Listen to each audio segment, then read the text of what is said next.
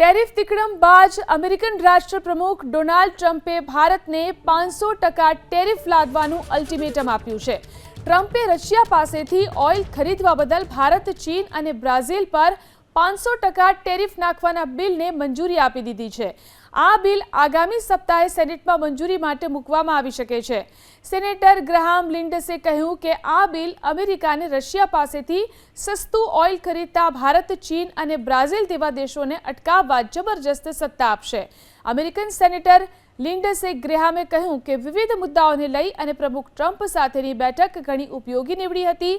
તેમણે હું અને સેનેટર બ્લ્યુમેન્ટેલ અને બીજા લોકો જેના ઉપર મહિનાઓથી કામ કરતા હતા તે 500% ટેરિફ બિલ પર મંજૂરી આપી દીધી છે।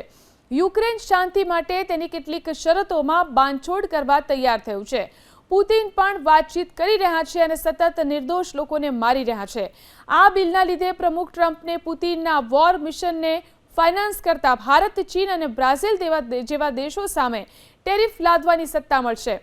આગામી અઠવાડિયે સેનેટમાં આ બિલ રજૂ કર્યા પછી તે કાયદો બનશે।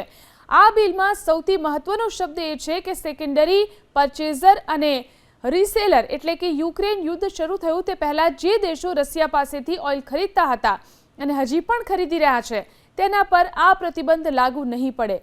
બીજા શબ્દોમાં કહીએ તો યુરોપિયન યુનિયનના દેશોને આ પ્રતિબંધ લાગુ નહીં પડે, જેમણે યુક્રેન યુદ્ધ શરૂ થયા પછી પણ રશિયા પાસેથી ઓઇલ અને ગેસના સ્વરૂપમાં $218 અબજની ખરીદી છેલ્લા 4 વર્ષમાં કરી છે। આ દેશો પહેલેથી જ ઓઇલ ગેસ ખરીદતા હતા અને તે ચાલુ રાખ્યું હતું, જો કે તેમાં ઘટાડો પણ કર્યો છે।